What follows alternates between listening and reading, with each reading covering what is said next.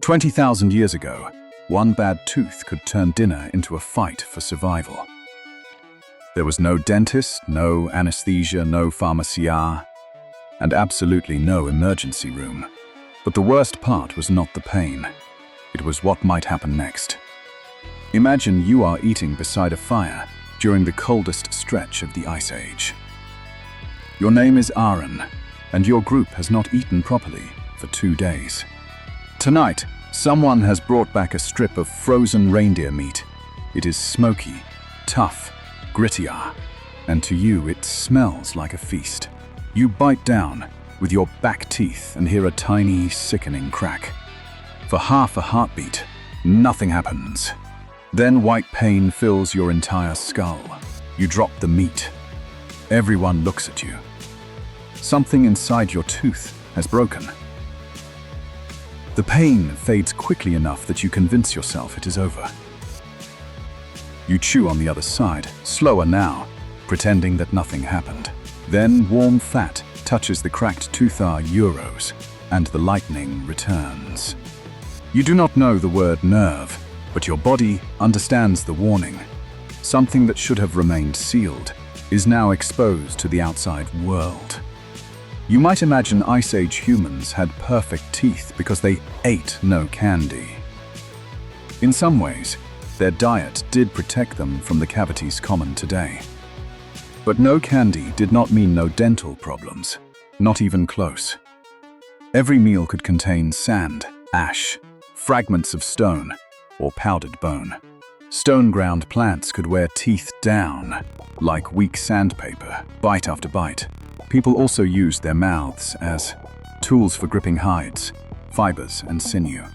Over years, enamel could flatten, crack, and expose the softer dentine below. Aaron's tooth may already have been weakened by thousands of brutally abrasive meals, or decay may have begun inside a groove where food repeatedly became trapped. Bacteria consumed carbohydrates and produced acids that slowly dissolved the tooth. Hunter-gatherers could develop severe decay, especially when eating carbohydrate-rich wild plants.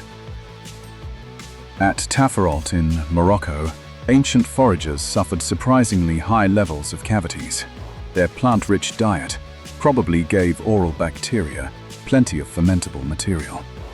So Aaron's pain is not impossible. It is an ancient human problem. And tonight, the protective fortress around his tooth has finally been breached. At first, the tooth only hurts when something hot, cold, or hard touches it. That sounds manageable, but the crack is now collecting microscopic pieces of food.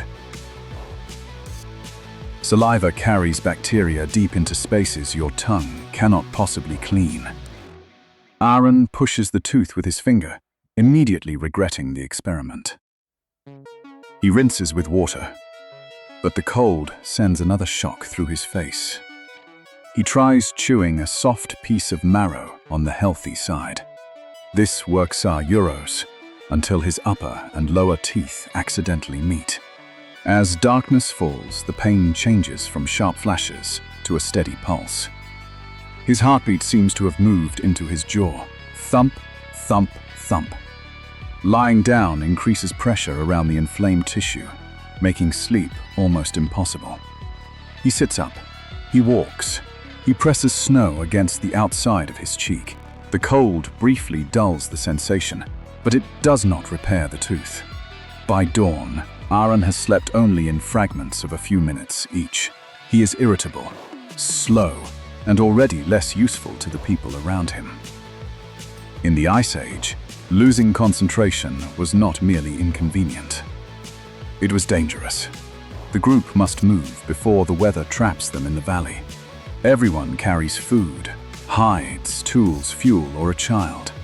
Aaron carries pain. Each footstep sends a dull vibration through the inflamed tooth. He cannot chew dried meat, one of the group's most portable foods. He swallows softened pieces, but eating takes longer and gives him less energy. Hunger makes him weak, pain makes him distracted. Sleeplessness makes both worse. During a hunt, he reacts a moment too late to a charging animal. Another hunter pulls him aside, just before a horn crosses his body. Now the tooth is no longer Aaron's private problem. It threatens the group. Yet, abandoning him would cost them knowledge, labor, and a trusted companion. Prehistoric survival depended on cooperation far more than solitary toughness. People cared for injured companions who could not immediately repay that care. Aaron's sister, Nara, decides they must examine the tooth properly. She waits for daylight, washes her hands, and chooses a thin wooden splinter. It is not dentistry as we know it, but it is observation, memory, and courage. Aaron sits with his back against a rock while two companions hold the light. Nara asks him to point to the pain, but he indicates his entire jaw. Tooth pain can radiate, making the true source surprisingly difficult to identify. She taps each tooth gently, watching his eyes and shoulders for a reaction. One touch makes his body jerk. They have found the enemy. The tooth is cracked, dark inside, and surrounded by angry red gum tissue. Something is stuck in it euros, perhaps meat, plant fiber, or a fragment of bone. Nara first uses the wooden sliver like a toothpick around the tooth. Humans had probably used simple picks for cleaning for an immense time. Ancient, sometimes for an immense time. Ancient teeth sometimes preserve grooves consistent with repeated toothpicking behavior. The splinter removes trapped fibers, and for one beautiful moment, pressure decreases. He smiles cautiously. Perhaps this tiny piece of wood has saved him. Then Nara touches the deeper cavity. Aaron nearly knocks her backward. The problem is not merely food between teeth. The tooth itself is diseased, and if the living tissue inside dies, the danger may travel beyond it. Over the next 2 days, bacteria push farther into Aaron's damaged tooth. His immune system attacks, creating inflammation inside a space that cannot expand. Pressure builds around nerves and blood vessels trapped within hard walls. That is why dental pain can become so intense it overwhelms every thought. Suddenly, the tooth stops responding to cold. Aaron thinks he is recovering, but the silence may mean the pulp has died euro, not that the infection has vanished. Beneath the root, bacteria and immune cells begin producing a pocket of pus. The pressure returns, deeper now, especially whenever Aaron bites down. His gum swells, his breath changes. A bitter taste appears in his mouth. By evening, one side of his face is visibly larger than the other.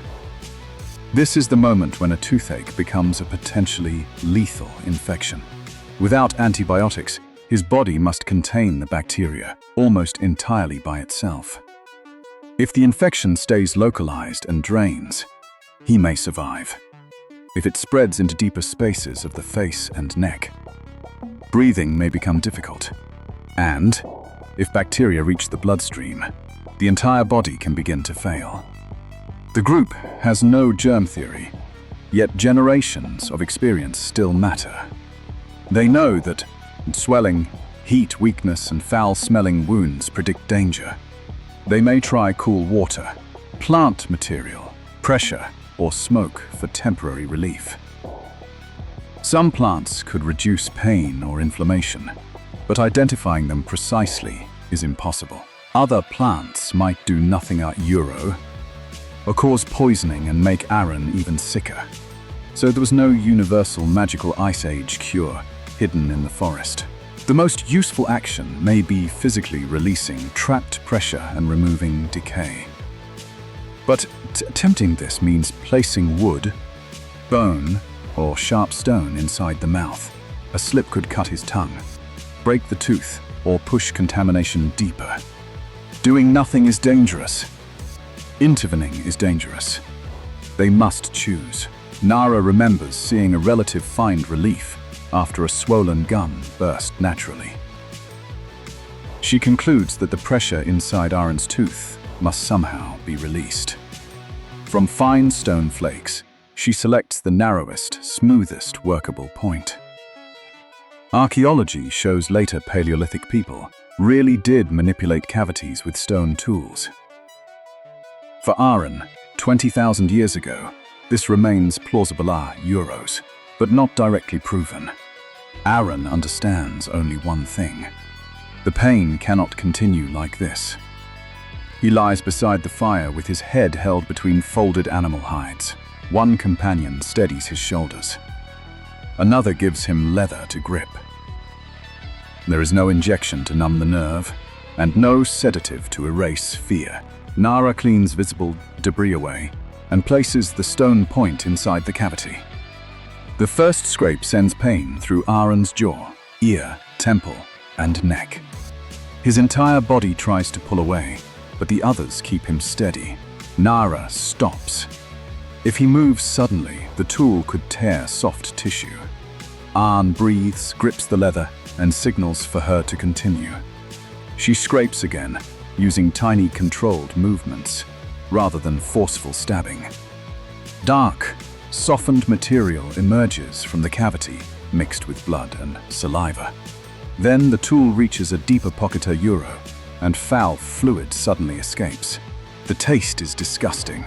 The smell makes everyone recoil, but pressure falls. Aron is still in pain, yet the unbearable internal pounding has weakened. In this brutal moment, the difference between torture and relief is a stone splinter. The operation is over, but Aron is nowhere near safe. The cavity is open, the tissue is damaged, and bacteria remain throughout the area. Nara keeps clearing material that collects near the opening, allowing continued drainage. Aron drinks water and eats softened marrow, broth, and mashed plant food. Every calorie matters because fever forces his body to burn precious energy. That night he shivers under hides, even though his skin feels painfully hot. For hours, the group cannot know whether he will wake in the morning. His sister watches his breathing and repeatedly feels the swelling beneath his jaw. If it moves toward his neck, there may be almost nothing she can do. Near dawn, Aron wakes soaked in sweat euros and asks weakly for water. His fever has not vanished, but the swelling is no longer growing. During the next day, more fluid drains and the pounding continues to fade. His immune system, age, the drainage, and simple luck may have saved his life. Another person with the same tooth might have weakened, suffocated, or died. Prehistoric medicine often ended not with certainty, but with a dangerous waiting game. After several days, Aron stands again, though his face remains tender and bruised. The damaged tooth may remain open, fracture further, or eventually loosen and fall out. If it falls out cleanly, the pain may disappear euroed, but chewing becomes less efficient. Other teeth must absorb more force, increasing their own wear over many years. Aron will avoid that side of his mouth long after the wound has healed. The experience also becomes knowledge that his group can carry into the future. Which tools were safest? Where did swelling form? What happened after drainage? Nothing is written down. Knowledge survives through demonstration, memory, and story. Thousands of years later, humans would drill teeth and even experiment with fillings. A 6,500-year-old tooth from Slovenia still preserves what appears to be beeswax. But Aron lived long before fillings, clinics, antibiotics, or written medical instructions. His best technology was a sharp tool guided by another human being's careful hands. His best medicine was a group willing to feed, protect, and wait beside him. 20,000 years ago, a toothache could become a battle against pain, hunger, and infection. And sometimes, the reason you survived was simply that someone refused to leave you behind.